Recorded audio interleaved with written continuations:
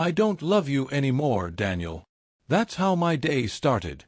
No warning, no build-up, just the clink of her spoon against the coffee mug and those 5 words that gutted everything I thought was real. I stared across the breakfast table, my toast halfway to my mouth. The sunlight coming through the blinds made her hair glow, soft and golden, like the woman I'd fallen in love with 8 years ago. Except the warmth I used to feel wasn't there anymore. It was gone, replaced by something cold and final. "Excuse me?" I asked, even though I'd heard her perfectly. "I said I'm not happy, Daniel," she repeated, this time softer. "I haven't been for a long time." I set my toast down, my hands trembling slightly. "Is this about the trip? I know I've been busy lately, but I thought—" She sighed, interrupting. "It's not about a trip, or work, or one fight. It's just us.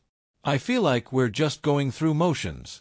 You're always tired, I'm always lonely, and I don't even know when we stopped being a couple." Her voice cracked just a little, and for a second, I wanted to reach out, to tell her I'd fix it, whatever it was. But something in her eyes stopped me. They weren't sad, they were relieved. Relieved. That's when my stomach sank. Because that look doesn't come from someone who's just realizing they're unhappy. It comes from someone who's already decided what they're going to do about it. The rest of the morning was quiet. She went upstairs to shower, humming softly. I sat at the table, staring at her half-finished oatmeal, feeling the air shift around me. I wasn't stupid. I knew marriage wasn't perfect, we'd had our fights. But this felt rehearsed. Too calm. Too clean. Like she'd practiced it. I went to work but couldn't focus. My phone buzzed once, a message from her. "Don't forget, dinner at Mom's tonight. Be home by 6. I stared at it for a long time.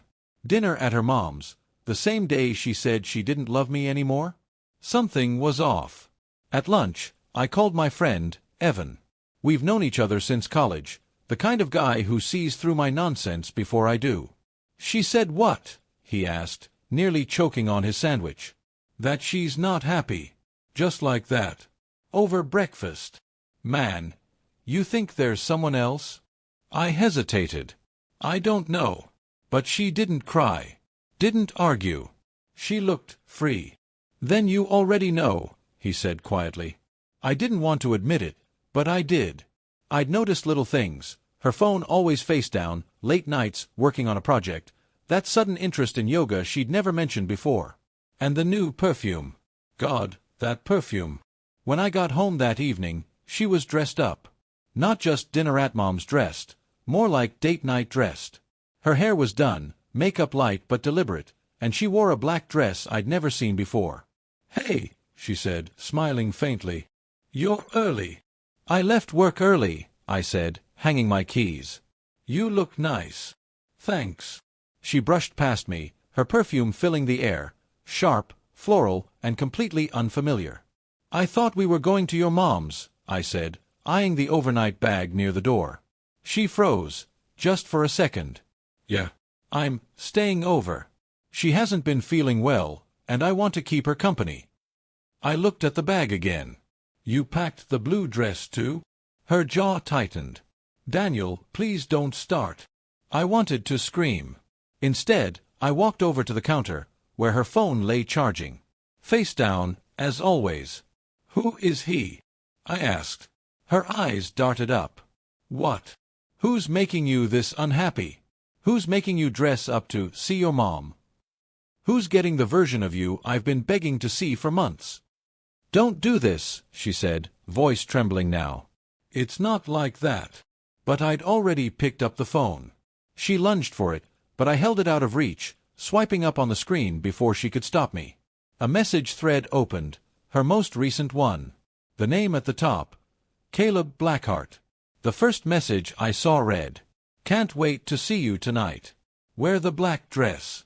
You looked unreal last time." My throat went dry. I scrolled further. Weeks of messages. Compliments. Jokes. Plans. Photos. Photos. Her. In our bed. Smiling at the camera. I felt my entire body go cold.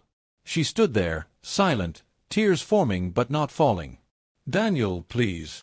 How long?" My voice cracked. How long, Lily?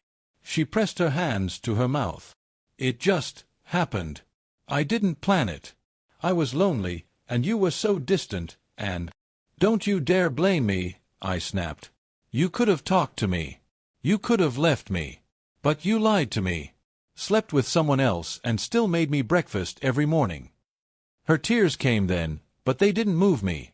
For the first time, I saw her for what she really was. Someone who'd already left me, just hadn't said it out loud yet. I didn't yell. I didn't break anything. I just walked upstairs, pulled a suitcase from the closet, and started packing. Where are you going? She asked from the doorway, voice small. Home, I said. This is your home, she whispered. I zipped the suitcase shut. Not anymore. I passed her without looking back. Outside, the evening air hit my face like a slap. She followed me to the driveway. Daniel, please don't do this. We can talk. I'll end things with him. I swear, I'll fix it. I stopped at the car door, turned to her, and said the words that had been burning in my throat all day. You already did, Lily. You ended it over breakfast. Then I got in the car and drove off, watching her shrink in the rearview mirror until she disappeared completely. I spent the night at a hotel. Didn't eat. Didn't sleep. Just stared at the ceiling, replaying every moment of the last few months. The laughter that suddenly stopped. The phone she always guarded. The distant stares during dinner. It all made sense now. The worst part wasn't even the betrayal, it was realizing how blind I'd been. How I'd convinced myself that love was enough to hold someone who'd already let go. By morning, I'd made my decision. When she called, I answered on the first ring. Daniel, she said, her voice hoarse, I'm sorry. Please come home. We can talk, or go to counseling, or— No, I said quietly. We're done. She broke into sobs. You can't just throw it away like this. You threw it away the moment you let someone else touch you, I said. I'm just cleaning up the mess. There was a long silence. Then, through the static, she whispered, I didn't think you'd actually leave. I didn't think you'd actually cheat, I replied, and hung up. 2 weeks later, the divorce papers were signed. She didn't fight it. Maybe she thought I'd cool off, that I'd come back once the pain dulled. But some things, once broken, can't be repaired. I learned that the hard way. Evan helped me move into a new apartment. I threw away the sheets she'd stained with her lies, sold the couch we'd bought together, and deleted every photo of us. But there were moments, quiet ones, when I missed her. The way she'd hum when cooking, how she'd trace circles on my arm when she couldn't sleep. The memories still came, uninvited and cruel, reminding me that love doesn't just vanish. It rots. A month later, I ran into her by accident, at the grocery store. She looked smaller somehow. Tired. Alone. Hi, she said softly. Hey. We stood there awkwardly between aisles, the smell of detergent filling the silence. You look good, she said. Thanks. I just wanted to say, she paused. I never meant to hurt you. I was stupid. Caleb, he wasn't what I thought. He left a week after you did. I nodded. I'm sorry it ended like that. Her eyes shimmered. Do you think you'll ever forgive me? I thought about it. About everything. Then I said, maybe. But forgiveness doesn't mean coming back. She nodded slowly, a single tear slipping down her cheek. You were the best thing that ever happened to me. I know, I said. That's what makes it hurt so much. And with that, I walked away. That night, as I sat in my quiet apartment, I thought about that morning, her spoon clinking, her voice calm as she said she wasn't happy. She thought she was setting herself free. But what she didn't realize was that so was I. By dinner, she learned she was already single. And by midnight, I realized something too. Sometimes losing someone isn't the worst thing that can happen. Sometimes, it's the first step to finding yourself again.